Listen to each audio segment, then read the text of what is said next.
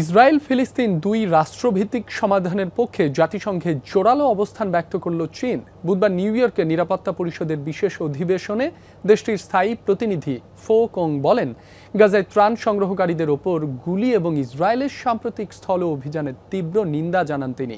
রোজকার সাধারণ খাবার এখন হবে অসাধারণ। প্রাণ স্বাদের মশলা, স্বাদ বাড়ায়, ঘ্রাণ ছড়ায়। বিশ্ব স্বাস্থ্য সংস্থার স্থাপনায় হামলার কড়া সমালোচনাও করেন ফো।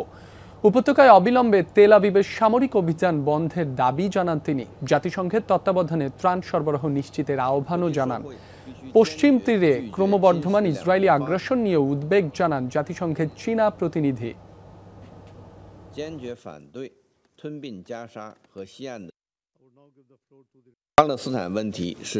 মধ্যপ্রাচ্যের মূল ইস্যু ফিলিস্তিন এবং ইসরায়েল ফিলিস্তিন বিবাদ নিরসনের একমাত্র উপায় দুই রাষ্ট্রভিত্তিক সমাধান। দুই রাষ্ট্রের মূল ভিত্তিকে নষ্ট করে এমন যে কোনো পদক্ষেপ এবং ইসরায়েলে গাজা ও পশ্চিম তীরে দখলদারিত্বের মতো আগ্রাসী কর্মকাণ্ডকে প্রত্যাখ্যান করা উচিত আন্তর্জাতিক সম্প্রদায়ের।